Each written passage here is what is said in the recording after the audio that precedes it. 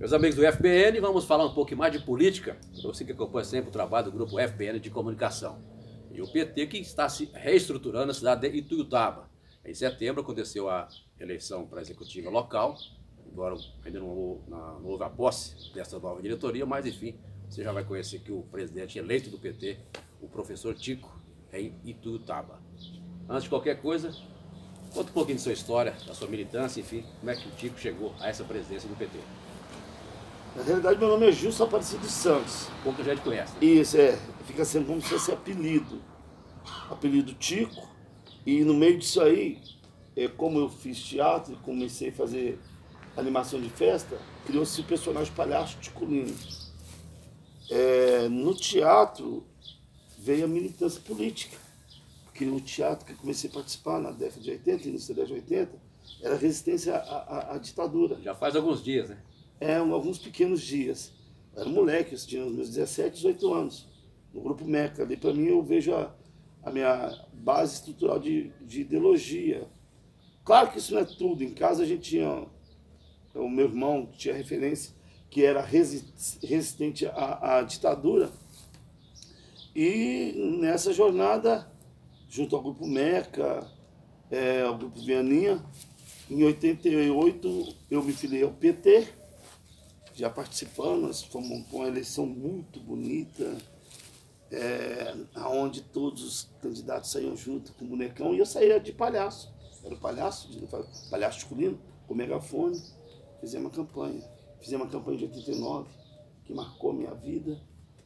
Tive a honra de estar apresentando comício, porque nessa de ator e animador de festa, eu fazia comunicação de palco. Você criou uma oratória totalmente diferente, né? Sim. Bem mais extrovertida e tal. E eu lembro com a vinda do Lula em 90, na eleição do Patrus para governador. Ele teve aqui um comício para governador, era no calçadão, para no máximo 50 pessoas. Eu fui apresentar, e tem uma foto do Lula, isso eu faço questão de comentar. Porque hoje eu tenho uma filha negra, engenheira mecânica, estudou na Universidade Federal. O Lula segurando a bandeira do PT, eu com ela no colo, o Lula abraçado a mim e ela apontando assim. Então, eu vou até aproveitar essa deixa que você falou. Ontem... O Tico está emocionado ou é impressão minha? Isso mexe comigo, é minha história. Estou vendo nos seus olhos. É minha história. PT é minha história porque é uma questão de luta. Isso mexe porque alguém falou assim, não vou discutir com você é PT. Aí eu falei para ele, deixa eu te falar uma coisa, não é a sigla PT, mas o projeto do PT que eu defendo. E é por isso que eu vou para cima mesmo. Porque nesse meio tempo eu trabalhava em escola particular, eu lembro de alguém questionar, eu não entendo porque você defende esse pessoal. Eu falei, porque tem um filho estudando e formando em universidade. Se não fosse projeto inclusivo do PT, nós, professores, nunca teríamos condições de pagar e manter filhos estudando fora, ainda mais numa universidade federal. Então, muitas coisas me faz eu dar a minha vida e lutar por esse projeto. Porque eu nasci pobre, negro, dislexo, teatro me salvou, porque eu não sabia que eu tinha dislexia. Que não é nenhum demérito nem defeito, né? Isso que você colocou, mas... Sim, mas era, vamos dizer, coisas que criavam dificuldade de se tornar um cidadão. Somente naquele momento, tem muita gente que fala que tem que voltar à educação de 30, 40 anos atrás. Não, ela excluía. E eu fui excluído, mas graças ao teatro eu busquei forma de aprendizado. Formei em História, formei em Geografia. Graças a Deus tenho um domínio legal de ambos os conteúdos. Trabalhei em escola particular, vice-diretor. Atualmente, pegando o gancho, você está... Continuo lecionando. Continua na educação. Sim, continuo lecionando. Com paixão, graças a Deus. Amo. Vejo que é a porta de fazer... Quase aposentando ou ainda não? Já. Já está quase aposentando. Então, essa minha militância foi forjada na minha necessidade de sobrevivência, enquanto negro. Porque eu estava até conversando isso com um companheiro. Eu não consigo ter a concepção de um negro vir contra projetos que fazem a inclusão da maioria, que historicamente o país virou as costas para essa comunidade. Eu não sei se você vai concordar comigo, um pequeno gancho em relação a isso aí, porque se fala muito em o preconceito. Às vezes, quando você fala do negro, eu vejo alguns casos que o próprio negro, às vezes, ele cria um preconceito com ele mesmo, não sei se... Sim, esse preconceito é vítima do preconceito branco. O preconceito do negro com ele é vítima do preconceito. Vou te falar porque, quando eu era novo, eu senti isso, aquela coisa que vai forjando das piadinhas, o negro fede, o negro é macaco e tal, ele passa a ter vergonha de si mesmo, da sua própria identidade. Então, o preconceito que esse falam que o negro tem é o preconceito gerado pelo branco. Né? Vamos avançar um pouquinho. O que te fez levar a disputar, enfim, assumir essa presidência recentemente aqui na cidade de Ituiutaba, do PT? Na realidade, não é a primeira vez que eu disputo a eleição do partido. Eu já fui eleito em 2005, teve resistência por causa de questões de tendência, aí abri mão, depois retornei. É a segunda vez que eu venho, mas dessa vez a gente vem com todas as tendências que tinham caminho diferente, unido no só projeto, pensando em 2020. Porque aqui em Ituiutaba, como em todos os lugares, a maioria das pessoas fala de política, mas não fala do PT. O que eu acho maravilhoso, porque vão ter uma grande surpresa. Vamos segurar um pouquinho a questão do PT local, porque é uma reestruturação. Sim, claro, é coisa pro ano que vem. O partido estava meio que na cinza, vamos colocar assim, né? Eu falo, hoje não existe. Passa a existir. Já está existindo. Vamos começar lá de cima para baixo. Na liderança maior, ex-presidente Lula, 2 mandatos, enfim, a história que tem, um líder político, enfim, o PT é um dos maiores partidos do Brasil, isso é indiscutível. Agora, o ex-presidente ainda se encontra preso em relação ao triplex, né? Isso. Já cumpriu um sexto, quer dizer, poderia hoje estar em liberdade no semiaberto. Ele, por enquanto, não está aceitando isso, que é uma coisa mais definitiva, liberdade, enfim, continua afirmando que é inocente. A outra questão que tem lá também da justiça quanto ao sítio de Atibaia, na última quarta-feira, o Ministério Público Federal pedindo aí para que volte a estaca zero, vamos colocar assim, a primeira instância, que já foi condenado na primeira instância, no caso. Sim. Seria votar ao início do processo. Como é que você vê esse momento? Quer dizer, hoje ainda sendo a votação do STJ para ver a questão se vai permanecer a prisão em segunda instância ou se vota para a primeira instância. Então, de repente, juntar as duas coisas, daqui a um tempo muito próximo, o presidente poderia estar livre, com liberdade mesmo, independente de... Na verdade, era para estar livre, eles estão segurando. A verdade é essa, porque não existe prova. Na realidade, eu, enquanto historiador, eu vou usar meu conhecimento de historiador. Eu poderia pedir, ao internauta buscar os livros históricos, pegar 54, 64, os golpes que foi dado contra o Getúlio, o golpe que foi dado contra João Goulart, e aí a gente entenderia todo o processo que está ocorrendo, que começa em 2013, com a participação claramente dos Estados Unidos e, evidentemente, com a elite conservadora, que é a mesma elite que na década de 30 apoiava a ação integralista. Lembra da ação integralista? Ouviu falar? Falava que a pátria, família e Deus, anticomunismo, anticorrupção, proteger a família, mas com esse discurso, porém, para defender os interesses de quem? Das classes dominantes, da classe que não aceita o negro inserido na universidade, que não aceita aquela pessoa carente que tem acesso à casa própria, a um meio de transporte próprio, que não aceita o filho do empregado disputar espaço nas universidades. O que eu quero dizer é o seguinte, está tudo aí na cara, a gente viu a questão da Vaza Jato, que a verdade veio à tona.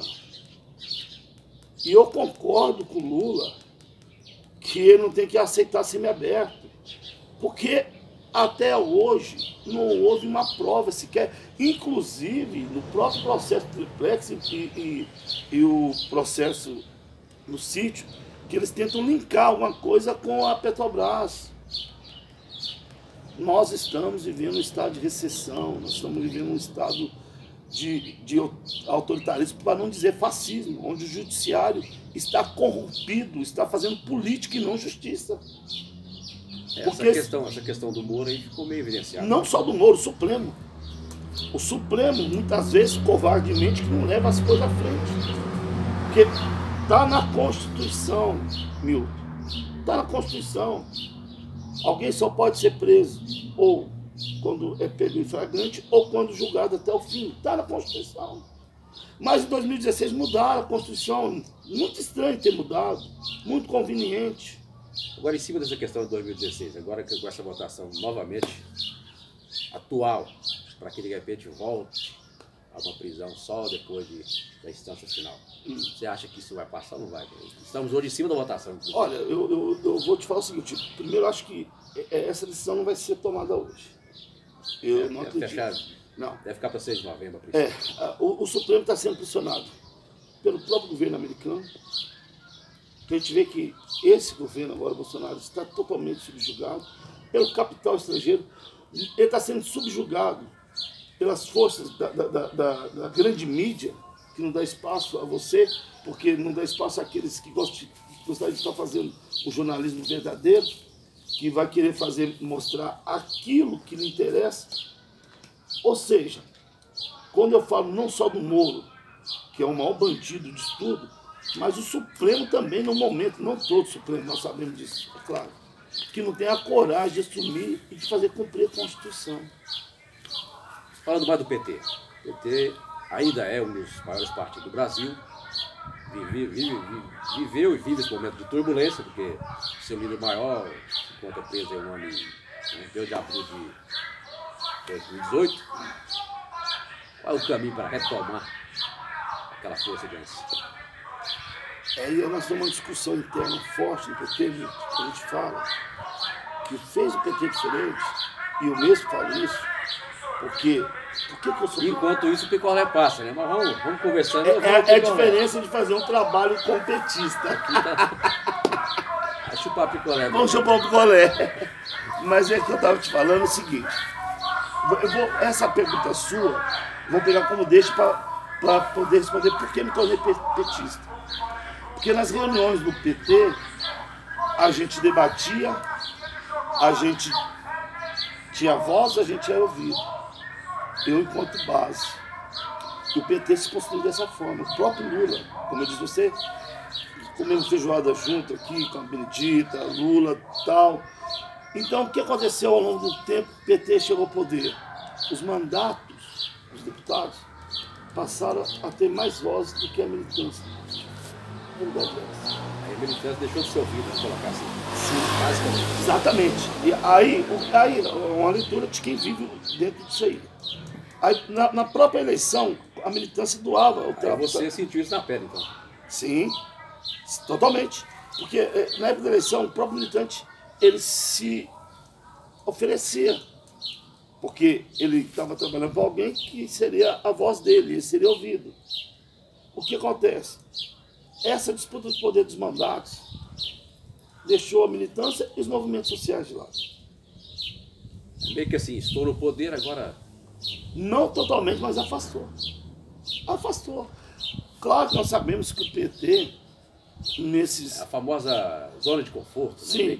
Nós sabemos que nesse período houve grandes avanços importantes, que a gente vai citar aqui, o ProUni, a Minha Casa, a Minha Vida, a expansão das universidades federais, a Ciência Sem Fronteira. A gente poderia citar mil coisas, claro, mas uma coisa que é importante, isso é uma coisa do PT. e eu tenho que falar isso para todos os deputados, muitas vezes começaram a resolver coisas dentro do gabinete, até mesmo a curva do partido, sem consultar a base. Então a minha pergunta, a resposta seria isso, tem que voltar para a base, ouvir mais? Tem que ouvir a base. Caso contrário, vai continuar essa... Sim, e eu creio que nós estamos retomando isso. É uma proposta nossa aqui em Ituiutaba. Eu estive no Congresso Estadual esse final de semana, lá estava o Luiz Dulce, que é hoje o representante do Instituto Lula, né? E nós estávamos falando sobre isso, da questão de ter esse resgate de diálogo com a militância. Você entendeu? Vamos bater pesado. Na última campanha para presidente, o Haddad, quando a coisa começou a partir do segundo turno, a coisa toda, não, o PT teria que reconhecer que errou. O PT não fez isso, o PT não se reavaliou. Você acha que realmente teria que ter feito isso? Enfim, quais foram os principais erros do PT? Além dessa questão que você apontou ainda há pouco, que é esquecer a militância, pelo menos de uma certa forma. Olha, eu acho que o Haddad, naquele momento, na campanha, né, em jornais a nível nacional, ele fez o discurso certo, mas alguma coisa que o PT sempre está tentando fazer é reavaliar. Esse debate interno. Inclusive eu faço esse debate com um amigo meu. Tanto que nós falamos aqui. Mas isso porque o momento exige, porque se tivesse... Não. Isso vem mesmo antes do golpe. Mesmo antes do golpe. Mas aí vem outra fala importante do Lula. Por que o PT que tem que reavaliar? Sendo que aqueles que ficaram mais de 500 anos no poder, a direita, sempre erraram, massacraram o trabalhador, tiraram o direito. E esses nunca fizeram reavaliação e ninguém exigiu. Por que temos que exigir do PT essa reavaliação? Claro que eu acho que nós, enquanto luta, nós trabalhadores, temos que fazer para melhorar. Mas aí ocorre, eu vou até devolver uma pergunta. Eu faço a pergunta, inclusive, para a grande mídia. Por que o PT? Porque a maioria que sempre massacrou agora que essas reformas que estão tirando direito, né, de aposentadoria, direito trabalhista, estão privatizando a educação, estão tirando dinheiros, né, verba de investimento de pesquisa. Por que essas pessoas que sempre fizeram essa prática até hoje não reavaliaram? Não, mas Aí eu devolvo com uma pergunta. Pode te responder? Talvez eu possa te responder. Claro. Eu imagino que eu possa te responder. Sim. Quando se fala em reavaliar, é baseado no que foi o resultado das urnas, porque de repente o Haddad não foi eleito, enfim, alguns candidatos do país que poderiam estar na eleição garantida acabou que não foi e tal, enfim. Então, diante das urnas, é que se coloca, bom, alguma coisa deu errado. Onde erramos? Temos que consertar. Então, eu vejo que é por aí, não sei se sim, não tá. Mas aí o que eu faço é essa pergunta. Porque existe, aí não vamos então um pouquinho na filosofia, Milton. Aí existe uma coisa chamada senso comum. A grande mídia cria o senso comum. O PT tem que reavaliar. Por isso que eu estou questionando. Eu estou pegando um pouco da maêutica de Sócrates. Mas por que a grande mídia e a direita não se reavalia também?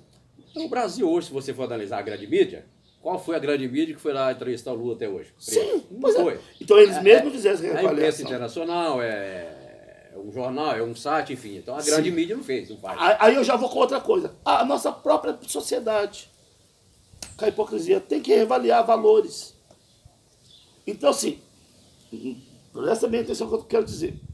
Eu disse que nós estamos sempre reavaliando e estamos fazendo essa reavaliação. Inclusive, eu indiquei um ponto aqui, que é a coisa interna nossa. Mas aí eu já estou jogando um questionamento. Porque as pessoas cobram a reavaliação do PT como se fosse ele o único errado. Dentro desses 12 anos, o PT cometeu erro, mas creio que entre erros acerto, teve mais acerto. Mais acerto. Aí, por isso que eu perguntei, me fala entre erros e acerto da direita, que sempre esteve perpetuada no poder, se você for analisar, teve mais erro do que acerto. E isso, se a gente for pensar, se ela for governar para o povo. Se ela for governar para uma elite, ela teve acerto. Foi perfeita, quase. Então aí não vamos discutir diferente. Aí outro assunto. Então, né? Agora, se fala muito do Brasil que o país perdeu os líderes, não tem liderança, enfim, o próprio Lula é um grande líder, mas está vivendo uma situação atípica, diferenciada. Você, hoje como presidente do PT local de Ituiutaba, se considera um líder? A questão de liderança não é a gente considerar, as pessoas nos considerar. Mas você tem sua avaliação, o seu conceito, é claro. A gente tem uma zona de influência, sim. Você foi bem nessa, hein? Zona de influência, vai anotando aí. Tá? Então, essa questão de liderança, não adianta falar assim, eu sou líder. Os caras falam, mas quem é você? Não, mas líder não se faz. Líder, eu entendo que o líder, ele nasce, surge, ele foge na luta. Ele vem de algum líder, tem que ter uma base. Sim, nós temos vários jovens surgindo. E é um dos erros, né? Querer fazer um líder. Exatamente. Ninguém faz líder. E há outro erro também, inclusive dentro do próprio PT. É uma avaliação. Isso eu faço, e isso me preocupa, inclusive agora a gente assumindo o PT aqui. Muitas vezes a vaidade do ser humano, que para mim é uma vaidade característica da questão burguesa, que tem medo do novo que surge. Quando eu falo novo, não é esse partido novo babaca, não, mas de novas lideranças. E aí eu prefiro ficar no... Das novas lideranças, começa a tolir. Seria o seu caso hoje? Hã? Seria o seu caso hoje? Você é nova liderança, por exemplo? Eu, uma nova liderança? Não, eu creio que eu não sou uma nova liderança. Eu sou uma liderança que milito já há 30 anos aqui. Não sei, mas você estava naquela fase do mínimo base esplêndido, talvez? Ou não seria essa a colocação, mas assim, sim. Você não estava em ativa. Não, eu estava nos bastidores, mas estava ativa. Hoje eu assumi a liderança do partido, é isso que quer dizer? É diferente, né? Uma coisa você está mas eu sempre de uma direção, outra coisa você está só Mas eu sempre tive a minha posição política e fui para o embate, Nesse campo pessoal seu, o PT sempre... Bom, esse é um conceito que eu tenho, não sei se eu estou errado ou certo. Eu entendo, vejo como duas alas. Uma, digamos, moderada e o petista radical. Você encaixa na qual? Na realidade, você foi bonzinho. São três? Não, o PT tem dezenas, talvez centenas de tendências. E a coisa mais louca, eu estava até comentando isso com um companheiro, muitas vezes essa tendência tem muito mais aglutinar e um pouquinho que diferencia, e isso forma com que fica distante. Mas dentro do seu raciocínio de várias tendências, se notam talvez várias que pode encaixar uma única central, e o lado radical mesmo, que nasceu de diálogo. Só Paulino, né? Eu, por exemplo, participo do grupo do Dulce, que é o grupo do Lula, que a gente estabelece a questão de diálogo. Eu tenho uma visão comigo. Tanto é que o próprio Lula, se você puxar a história um pouquinho, ele perdeu, se não me engano, 4 eleições, foi, né? Sim. Na quinta que ele conseguiu ser presidente, quando ele mudou... 3 eleições ele perdeu. Na quarta ele foi eleito. Aí, e tinha esse radicalismo, não, o PT é oposição e aí tem que mudar, senão não vai. Então, ele era só o trabalhador, ele traz o empresário e faz a conciliação entre o trabalhador e o patrão. Se você puxar a história do Brasil, talvez, não sei se eu posso afirmar isso aqui, possivelmente o melhor vice da história do Brasil é o vice Lula, quer dizer. E o melhor presidente. Foi os dois que fizeram a conciliação. Então, não teve conflito. Porque o pessoal fala muito de Getúlio, mas o Getúlio teve um lado. Ele foi do lado do patrão e usou o discurso, tanto que ele controlava. Aí vem a questão populista. Mas você falou tudo. E aí eu queria falar uma coisa importante. Eu não defendo o radicalismo, porque vamos pegar o radicalismo e vamos pegar o campo de esquerda e direita como um círculo. Direita, esquerda. Da direita e esquerda, os extremos se aproximam. Aí vem o centrão. Aí vem o centro-direita e o centro-esquerda. Não é isso que eu quero dizer. Todo radical de esquerda, ele pode ter uma atitude de radical de direita. Ele é radical. Pode ser autoritarismo, ele não vai aceitar o diálogo. Mas talvez pode mudar também, né? Porque... Sim, mas por isso que eu não concordo com o radicalismo. Eu acredito que a gente tem que manter a posição, acreditar no que a gente defende e defender, mas eu acredito no Paulo Freire. O diálogo, né? O diálogo, colocar no lugar do outro e, claro, manter posição. Aí a política é feita de forma simples, né? Aí entra o diálogo, entra a articulação, que funciona muito. Buscar espaço. A Dilma, por exemplo, se deu mal porque não tinha articulação, quer dizer, a coisa ficou, quando tentou já estava tarde demais. Foi complicado. Mas enfim, vamos falar agora do PT local, porque as questões são várias e enfim, são temas. Ou então façamos o seguinte, nós vamos começar a parte do PT local, então o nosso tempo já está quase que estourando a primeira parte, vamos ter que partir para o segundo tempo, porque aqui é brincadeira, não sabe tudo, né? Não, tem não, muita, não. É articulador, entendeu? Tem gente que quer fazer política e não sabe nem o que está falando, o seu caso é diferente, tem história. Não, mas é verdade, eu conheço o pessoal aqui que, sem comentário. Obrigado. Sem comentário. Quais serão os caminhos que você já está trilhando e está, pelo menos, projetando aí para fazer um PT forte na sua cidade? Porque até então, tivemos a última eleição, o candidato teve o maior número de votos, do PT, 500 e alguma coisa. Vereador? A vereador, 500 e poucos votos, não tem nenhum vereador na Câmara hoje. Não. O ano que vem eleições. Ele foi vice de um candidato que hoje é deputado federal. O PT pretende... Pensa em quê, em termos de Câmara Municipal ano que vem, em termos de executivo, enfim, qual que é o pensamento nesse momento? Primeira coisa, lógica, você não tem como chegar no edifício no seu cume sem construir a base. Isso nós estamos tentando fazer. Esse é o famoso raciocínio lógico, né? Isso. Resgatar, estamos buscando os petistas históricos, e inclusive a nossa chapa foi feita dessa forma. Nela você fala em histórico, tem que pensar em renovação também, ou como é que é? Vai pensando eu creio que se você não tem noção de sua história, você não consegue ter como meta o seu ponto aonde chegar. Então, por exemplo, Você como presidente, já sabe onde você quer chegar, então? Já traçou essa linha? Provavelmente. Estou te apertando devagarinho, né? Isso é gostoso. Então, 23 anos de rodoviária, que tem que apertar, né? Tem que dar. Então, por exemplo, na nossa chapa nós temos o Eusébio, que foi o fundador do partido aqui. Uma pessoa interessante. Foi o primeiro candidato, não, foi o segundo candidato a prefeito, primeiro foi o Sandoval. Nós temos o Ricardo, que foi deputado estadual eleito em Ituiutaba, Ricardo Duarte. A Ana Luísa, que é também fundadora, nós temos. Mas nós temos também o Gilberto Oliveira, até a Vonice, que também é a petista histórica, né? O Francisco Coelho, que é uma figura que é histórica. Aí nós temos o Gilberto, que é professor da UF, tá? Que era militante em outro centro, também para cá, a esposa Gislene. Nós temos a Anne, nós temos jovens de 20 e poucos anos, como o Thales, nós temos o Iru, nós temos o Rubico, que é um militante antigo. Então, o que acontece? O que nós estamos fazendo? Nós temos simpatizantes que estavam loucos, né? Muita gente esquerda, que estavam loucos para ter uma identidade, mas não estava tendo essa identidade que eu estava. E eu vou te dizer por quê. Porque os partidos que se diziam de esquerda estavam na mão de pessoas que estavam tendo postura de direita. Então, o primeiro ponto é a gente alojar, estamos alojando, e formar uma chapa para disputar o vereador. Vamos fazer vereador. Executivo, composição. Vamos ter para executivo. Também? Eu vou chegar para parte. Já está definido? Como diz o Jack Stripador, vamos por parte. Não vamos fazer vereador, teremos, porque as pessoas ainda não sacaram. Se você olhar historicamente, o PT municipal, ele tem 20% de voto.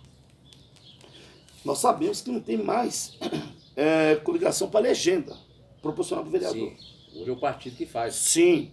Então, há uma grande possibilidade do PT fazer, no mínimo... Se você é bom de voto e tem um pessoal do partido que ajuda, beleza. Se não, no mínimo faz. Tá rodado. E a gente organizando, estruturando para disputar o majoritário, eu, na minha humilde visão, com possibilidade de fazer, no mínimo, no máximo, 3 ou 4. Por quê? Quantos partidos nós temos aqui? Seus partidos não têm que fazer essa legenda para vereador. Vai pulverizar a legenda. Já tem muita gente sofrendo por isso. Sim, vai pulverizar. E o PT, historicamente, com Lula, com a história, a verdade vindo à tona, nós teremos uma grande surpresa. Segura a surpresa, porque nós votaremos na sequência com a parte 2. A nossa fala com o presidente do PT de Ituiutaba, o professor, o Tico, né? Tico, né? Ticolino. Ticolino, Tico. Isso vai dar muita coisa para. Mas fica Tico, não tem como. Não, é a marca. Na sequência, a parte 2 para você, aqui no FBN.